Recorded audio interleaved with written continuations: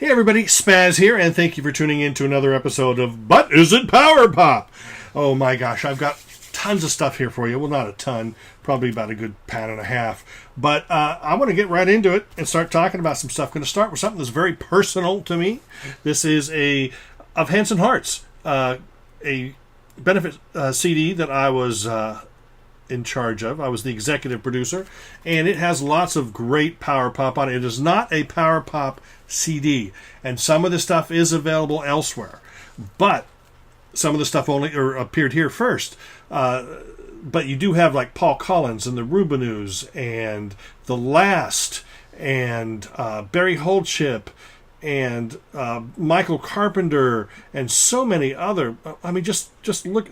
Go ahead and press pause and take a look at that. So many, John Wicks from the Records and Easterly, and you even got The Fix and Wang Chung and Joe King Carrasco. Those aren't power pop, but great pop otherwise. But of Hanson Hearts, the cover was created by Reg Mombasa from Mental as Anything and Dog Trumpet. And if you listen to my podcast called Beach Blanket Fort Bingo, then you will hear an interview on one of the episodes with Reg and his brother Peter. But this is a great piece here. I would highly recommend it. Sadly, you can find it online. I mean, sad for the tsunami survivors. You can find it online for like a penny, I think. But it's definitely worth your time to track one down and purchase it, because it is filled with great music. Next up, we have brand new album from Ian McNabb, Our Future in Space. Regardless of the album title and cover, this is a pure rock album with great hooks galore.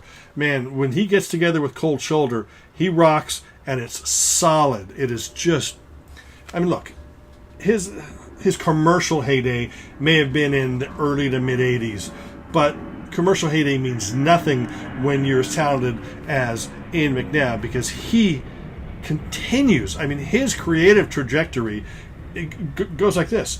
I mean, he hasn't leveled off. He's still putting out great records, and you can only get them at ianmcnabb.com. And he and when he puts them out, he won't let them stream for a year. So anything you're going to find up on Spotify, which is the equivalent of hell, in my opinion, but anything you're going to find on Spotify by Ian McNabb, you better stream it like 10 million times so he gets some money for it. But you're not going to find this for another year. This is brand new. But some of his other albums are available, so you can go up there and maybe go to ianmcnabb.com and see what he's got in stock and buy them. Because he is an artist that is worth your while. Ian McNabb, Our Future in Space, still cranking out great records. He's one of the artists where you go, God, this album is as good or better than the last album. Like I said, his creative trajectory is like this. He just keeps cranking out these records with no sign or a dip in quality. It's just straight ahead, great stuff. Next up, we have a compilation by the Sponge Tones. Everybody knows the Sponge Tones. Everybody who loves pop music. This is a compilation. My copy signed by Steve Stolkel. I don't think yours will be signed by Steve Stolkel.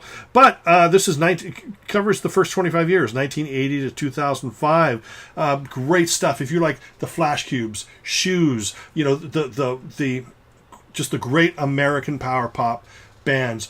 Sure, there's the Beatles influence, but they're definitely rooted in the American way to create great power pop records. I mean, if you think back to bands like The Beat, 2020, bands like that, sure, there was that British influence, but they were so rooted in American power pop. Fool's Face is another great American power pop band. Sponge Tones falls somewhere in between all that stuff. Great stuff there. Jamie Hoover and Steve Stolkel are the main songwriters, but it's a band of power pop brothers. Highly recommended. as Bruce Brodeen is wont to say. Next up, a band called The Cry. I'm sure there's about 357 bands out there called The Cry.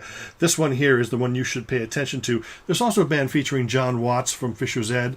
They were also called The Cry. I would recommend them too, but that was like in the mid-'80s. Right now we're going to talk about this band. Anyway, yes, I keep going. No, I'm not on meth or cocaine. I think I'm on Diet Coca-Cola. Anyway, here is The Cry. This is their, I believe it's their second album, and very much like The Boys, Duncan Reed and the Big Head, or the Little Big Heads, Exploding Hearts, very much just punky power pop, but not punk pop punk.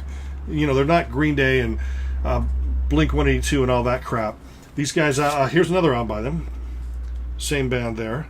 Just great hooks. I mean, just, and you know, the songs don't overstay their welcome. Just bam, bam, you know, wham, bam, thank you, power pop, ma'am. Anyway, The Cry, definitely power pop. Merton Parkers. The UK mod scene of the late 70s, or late 70s, I guess, was just so different, because the Jam were different than Squire, were different than the Lambrettas, were different than Secret Affair, were different than Purple Hearts, were different than Merton Parkers. Merton Parkers was a band that actually featured Mick Talbot, who later went on to be half of the Style Council with Paul Weller. But Merton Parkers, are they power pop? No, they got some great pop tunes. They've got some, it's more like maybe indie rock with soul, and their songs may not have been just immediately as catchy as some of the other mod bands, but they had more of a kind of a soul groove built into their, indie 60s influence pop. This is actually a collection of their recorded works for Beggar's Banquet. So, it has my favorite Merton Parker song, which is called Give It To Me Now, which I'll eventually play on my radio show, Skibdobbin' with Spaz, which can be heard Thursday nights, 6 p.m. Pacific Standard Time on Woody Radio. There's a plug for me.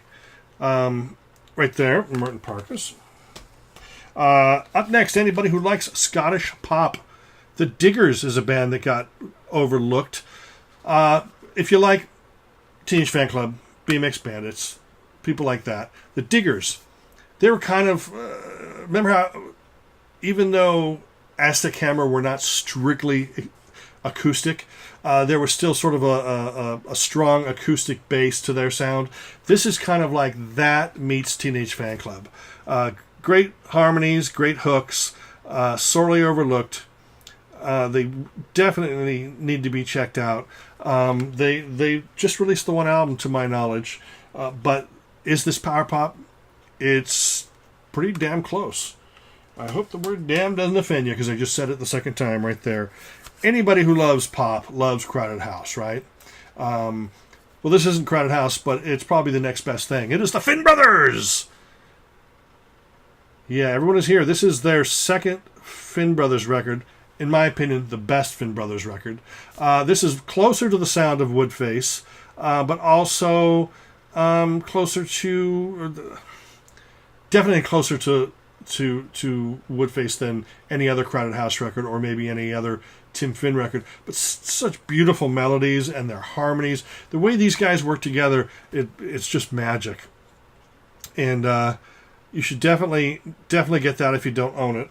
It's worth your while. I mean, if you're a Split Enz fan, if you're a Tim Finn fan, if you're a Neil Finn fan, if you're a Crowded House fan, if you're a music fan, if you're a fan of eating food, you should get that. If you're a fan of breathing air, you should get that. Up next, so, okay, that's not power pop, but, it's kind of close. Up next, we've got, did I want to show this to you later, or do I want to show it to you now? That's right, boys, this classic power pop, well, actually, Can You Fix Me Up With Her, the song, is classic power pop. Here's something interesting about the Now. Not all the songs are great. It is a really fine power pop album. I'll tell you that much. Can You Fix Me Up With Her? Just a great power pop single. Bobby Orlando, the main guy behind the Now,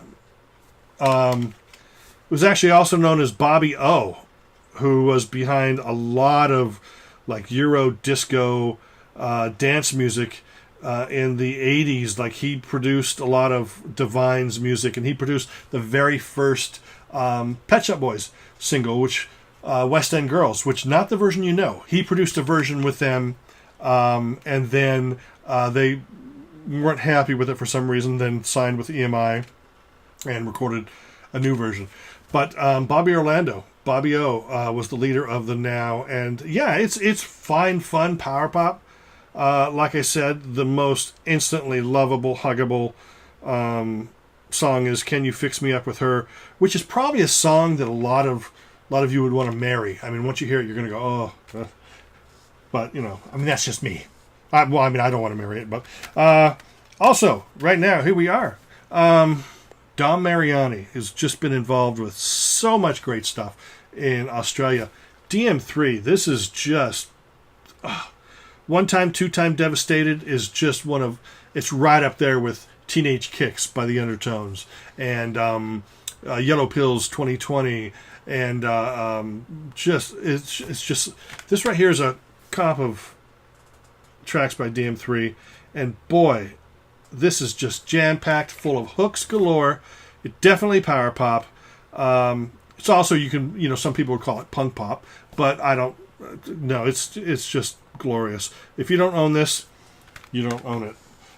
Next up, we've only got a few left here. This is one of these episodes, one of these But Is It Power Pop episodes. I'm just going to feature not lame stuff, but right now I'm going to feature At Home with Cherry Twister.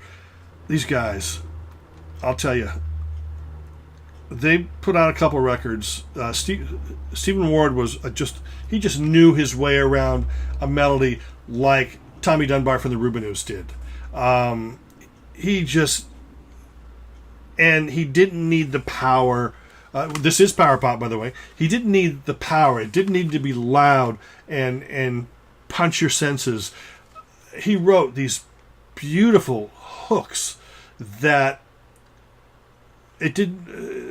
were just mind-boggling, just pretty. I mean, he wrote pretty hooks. Even if the song was upbeat and punchy, they were pretty. I mean, it's like every song. He was one of those few people that knew how to write a great hooky verse, a great hooky middle eight, a great hooky chorus, a great hooky bridge. I mean, he would throw these things together. This right here is just a great record. He's put out. Here I am praising his pop genius, and all I've got is this and one other project, because it's just so hard to find. And you know what's even harder to find than his music on CD is money to pay for it. Sorry, I have to pay to keep this show going. So I can tell you about Cherry Twister. Get anything by Cherry Twister. Get this by Cherry Twister. This was released on the Not Lame label, and it is delicious. It's like your favorite piece of cake, your favorite steak, and your favorite donut all combined together. I'm going to end the show, this episode, right here, with one of the finest pop albums that you will hear. One of the finest pop albums the last few years. That is not a joke. I'm not building this up and it's just going to be this mediocre piece of mediocrity. No, this is Wilkerson. Oh my gosh. This album is like, I mean, seriously, I put this on and by maybe 3 minutes into the album, tears were welling. Just, and it was amazing. Just a great record. I keep praising this record. I was at the grocery store the other day and said, "Hey, you ever heard of Wilkerson?" Of course, I mean, cans of Campbell's soup don't talk back. But they listened to what I had to say. So hopefully they went out and bought Wilkerson. This is a great record. This is an awesome record. It's got all this great stuff inside. But you know what's most important? I mean, beautiful artwork, right? Beautiful. Right? But the music is beautiful. Just, I was able to listen to this probably a couple dozen times on CD. Then I went to Texas, and I was able to listen to it on vinyl. Now I'm not one of these guys who can go, oh, I can tell the difference. It's so much warmer on vinyl. But I'll tell you, it was powerful. But it could have been, it was played at Vic volume, so it was turned up. I mean, we're talking ears bleeding, but no, because it's Wilkerson, it wasn't ear bleeding volume, it was tear streaming volume. This thing is so awesome. Now, of course, I'm making jokes now and having fun with it because it's exciting. I mean, music is exciting. Everything I talk about is, I'm looking around me with CDs of other genres. I mean, hello? You want to steal away with Robbie Dupree? That's not Power Pop, so that's not part of this episode. That's part of, but is it Yacht Rock? But Danny Wilkerson, if you buy one thing from me, make sure it's Danny Wilkerson on Spider Pop Records, or anything on Spider Pop Records. Lanny Flowers. This guy plays drums. He's a drummer with the Penguins. Who thought a drummer was talented? This is just amazing. And that's it. I'm sorry for getting goofy there. I've been taking too many peanut butter pretzels and Diet Coke. But thank you for hanging out. Remember, Beach Blanket Fort Bingo podcast. You can download it, stream anywhere. iTunes, Google, Spotify. You can go on YouTube and you can watch But Is It Power Pop? And you can watch Comic Corn. That's my new comics-related video that nobody watches. Thank you. Thanks for your support. And also Woody Radio, Thursday nights, 6 p.m. Pacific Standard Time. Skip Dobbin with Spaz. So I've got a lot of things going on at one time, but I'd like to bring the music and the excitement, the joy, the passion straight to you. So thank you for hanging out. And guess what? That's right. Like always, smell you later.